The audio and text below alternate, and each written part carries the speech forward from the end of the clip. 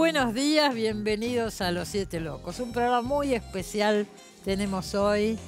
Vamos a hablar de artes plásticas con un gran artista argentino, nada menos que Juan Carlos Di Stéfano, con su nueva muestra en el Museo Nacional de Bellas Artes, acompañado por la curadora de la muestra, María Teresa Costantina. Hay mucho tema para hablar con ellos sobre estas obras maravillosas de Di Stéfano, sin lugar a dudas, uno de nuestros grandes, pero grandes artistas argentinos contemporáneos, y lo tenemos hoy en el programa. Un lujo de verdad.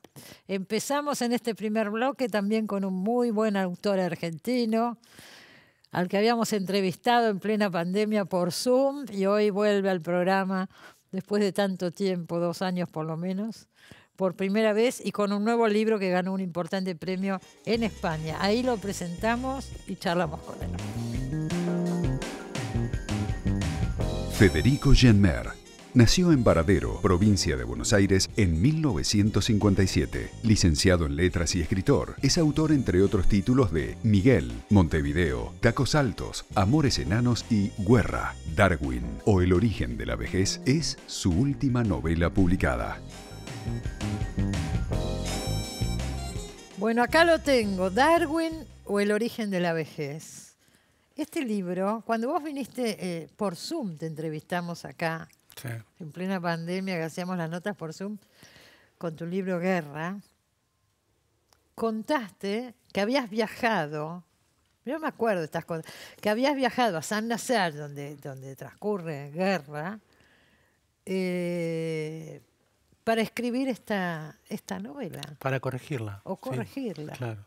Sí, la terminé de corregir ahí. O sea que era anterior esta Claro, guerra. sí, esta la terminé ahí en San Nazaire, en marzo del 2018. Con esa beca que te había sido, te dan una beca, en varios lugares en Europa pasan estas maravillas, sí, para que un escritor escriba, ¿no? Nada más que para que escriba. Nada más que para que escriba. Yo me acuerdo que contabas en un departamento lindísimo, una vista al mar. Enorme, en el 9º piso, con vista al estuario del Loire. Sí. Además, un departamento donde había estado tanta gente importante que cada vez que te bañaba decía acá se ha bañado Saer, se ha bañado Piglia. Todos habían tenido esa beca. Claro, sí. Bueno, y así se escribe este libro, se termina de corregir ahí, en Francia, sí, y sale después de Guerra, que sí, fue el libro del que de paso recomendamos, el que hablamos por Zoom la última vez que estuviste acá. Y ahora aparece este libro que ganó un premio en España. Claro, sí, ganó el premio Fernando Quiñones, que es de la editorial Alianza, y el dinero del premio lo pone Unicaja, que es el Banco de Andalucía, es el banco más importante de Andalucía. Entonces estuve todo un mes viajando la mitad del mes viajando por el sur de España, que es donde ellos tienen los bancos, claro. Málaga, Sevilla, Cádiz. Presentando el libro. Presentando el libro, y después también en Madrid, en Barcelona. Sí, un mes, un viaje bárbaro. Muy lindo después de 2 años de encierro. Después de 2 años de encierro. Sí, muy primer bonito. Viaje. Sí. Y ahora el libro lo tenemos acá, salió acá, y quiero hablar un poquito de esta historia, porque no es la primera vez que Federico Genmer toma un personaje histórico y lo hace un contrapunto entre su vida, las cosas que le van pasando y este personaje. Lo has hecho con muchos y muy bien, pienso yo. Me atrae, me gusta esta manera. Y ahora es Darwin. Sí. ¿Por qué Darwin? Vamos a empezar por ahí. Por un montón de razones inexplicables y algunas que puedo explicar. Bueno. Las que puedo explicar es básicamente que empecé a leer a Darwin cuando era muy chico, tendría 12, 13, 14 años. Ah, sí. Sí, en la biblioteca de mi pueblo. Y bueno, y cuando uno tiene 12, 13, 14 años, las cosas le parecen más grandes de lo que son. Entonces mi recuerdo del viaje en el Beagle, que es uno de los libros de él, de esa época, era que me imaginé unas tortugas gigantescas, pero gigantescas de verdad, como autos, digo. Y bueno, y siempre quise ir a Galápagos. A Galápagos. Sí, el viaje de Darwin a Galápagos. Claro, fue una ilusión de esas que tenés desde chico, por un libro que leíste. Sí. cuando tenía 20 más o menos y anduve por Sudamérica, no me alcanzaba la plata para ir a Galápagos, salía muy caro de Guayaquil el barco que te llevaba. Y bueno, ahora tenía la plata y entonces fui a festejar los 60 años con mi hijo a Galápagos. Ah, con tu hijo fuiste. Sí. El protagonista del libro va solo, ¿no? Sí.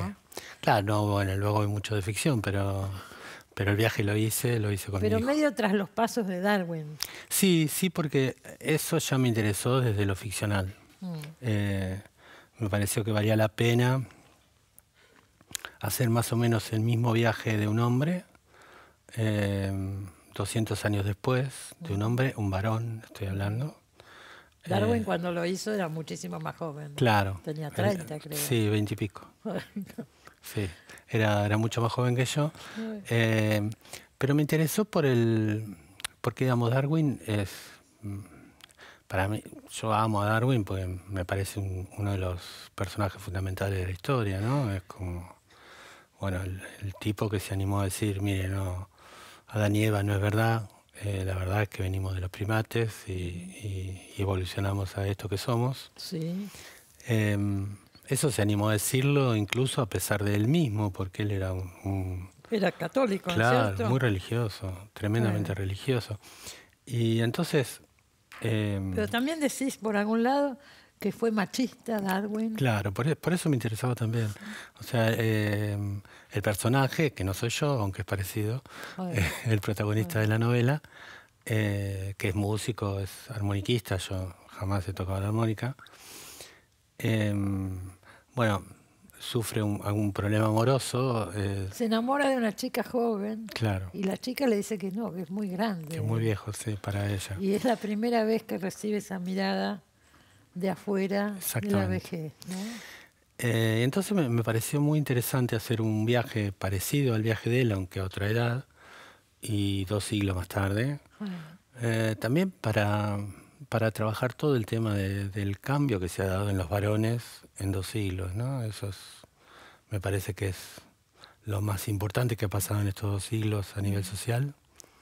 Y capaz que no en los 2 siglos, en los últimos tiempos sobre todo, ¿no? En los últimos 50, 60 años, básicamente se cosechó algo que empezó hace 1 siglo y pico, a principios del siglo XX, a finales del siglo XIX. Pero me interesaba porque, claro, yo con el tiempo fui leyendo todo lo de Darwin. Darwin tiene momentos muy brillantes y momentos que para la época son normales. O sea, decir que una mujer tiene el cerebro más chico que el hombre, en su momento era normal. Nadie le iba a discutir. A pesar de que él, que abrió tantos animales para estudiarlos, nunca abrió la cabeza de una mujer para descubrir si verdaderamente era así. Pero dijo cosas muy complicadas respecto de la mujer. Es la época, es la ciencia de la época. Él además era un supremacista, ¿no? Él en montones de momentos dice que los hombres más desarrollados son los blancos y en algún momento incluso dice los británicos. O sea, le pone especificidad a esa blancura. Sí. Y bueno, y trata mejor a muchos animales que, por ejemplo, a nuestros indígenas del sur, cuando él conoce a los... ¿Y por qué lo admirabas tanto con todo esto que me estás diciendo? No, porque él consigue algo, sistematizar algo que era algo que se hablaba en su momento, que era, bueno, ¿de dónde venimos? ¿De dónde viene el hombre? ¿Cómo realmente puede pasar eso? Que pasó que de un mono finalmente termina convirtiéndose en un ser que no solo piensa, sino que puede comunicarse con los demás a partir de la palabra, que puede escribir. Bueno, y él hace todo ese trabajo. No es tanto que lo descubre, o sea, en parte lo descubre, en parte no, en parte hay otros que están trabajando al mismo tiempo que él, pero él es el que lo sistematiza y que se anima a ponerlo palabra tras palabra en libros, lo cual ocasiona todo un lío que en algunos sitios todavía no termina. O sea, hay montones de lugares en donde está prohibido porque se considera que va en contra de las creencias ¿Dónde, por ejemplo, cristiana está prohibido? en Estados Unidos, en un montón de estados. Ah, ¿sí? Sí, claro. Bueno, pues, a veces pasan esas cosas en Estados Unidos que pasan, Sí, sí. que por ahí son muy desarrollados en algunas cosas y en otras no Por tanto. supuesto. Entonces, bueno, es un personaje que uno no puede no quererlo si lo lee por lo contradictorio, porque, qué sé yo, es un señor que confunde, por ejemplo, todo el tiempo, le llama sentimiento a cualquier cosa. El Porque, sexo, por ejemplo. claro, no ve la posibilidad de que alguien pueda tener sexo si no es a partir de algún sentimiento amoroso.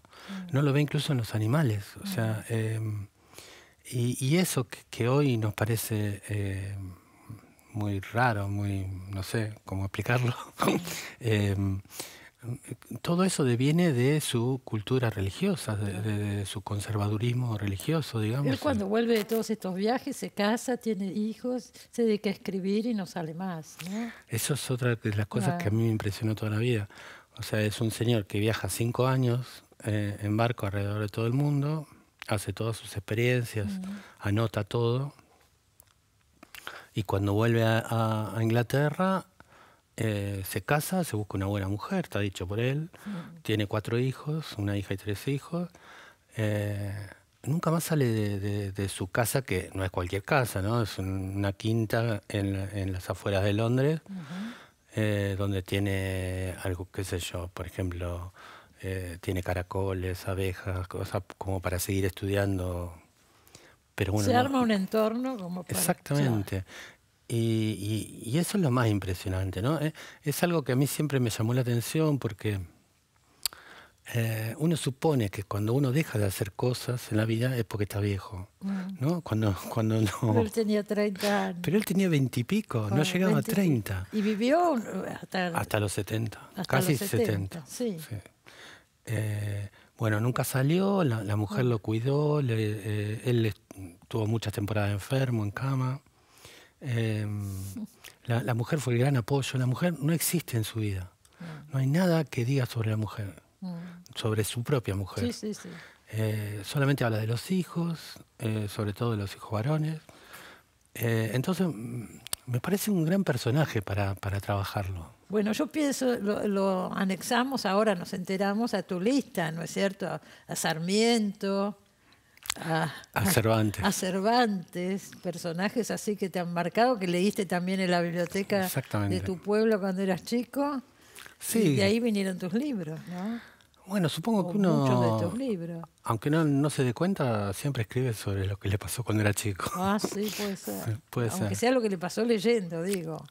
Absolutamente. Cuando uno es muy lector, como fue mi caso de chico, muchas de las cosas que te pasan son en la lectura. Son en los libros, seguro. Claro. Entonces, me bueno, parece la algo cuestión es bastante que normal. este personaje, el protagonista de la novela, va a cumplir 60 años, está enamorado de esta chica de 30 y pico que le dice que no porque es viejo, y la chica vive en Barcelona y él se va a pasar su cumpleaños de 60 en este lugar, en las Islas Galápagos. Hay mucho recorrido por las islas, vemos lo que le va pasando a Darwin en su momento y lo que le va pasando al personaje.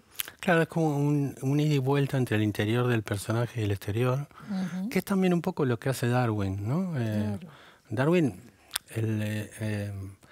por ejemplo, todo el estudio que hace de tortugas, de lagartos, que hace ahí en el viaje,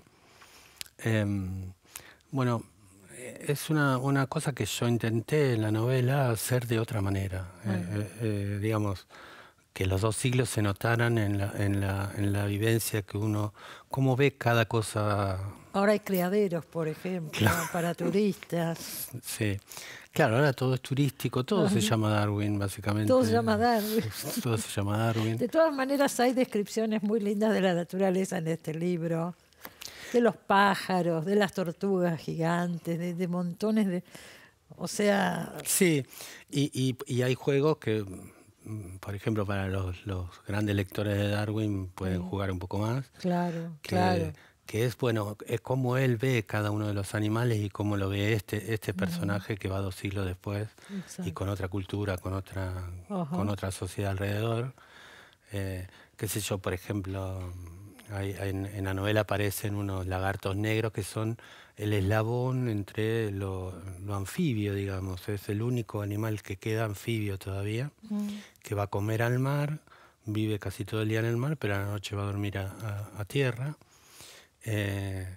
Y bueno, entonces ahí hay todo un juego con lo que él hizo con esos animales y con lo que hace el protagonista con esos animales. Bueno, hay varios juegos con las tortugas, con un montón con los pájaros al final también. Sí, sí. Con las presas, ¿no es cierto? Lo que pescan. Sí, cómo lo pescan. Sí, pero termina siendo poético, digo. Son imágenes. Bueno, porque cuando qué sé yo, lo poético básicamente es una mirada interior del exterior. No sé cómo explicarlo mejor, pero en cualquier caso, cuando eso ocurre en un texto, lo poético aparece.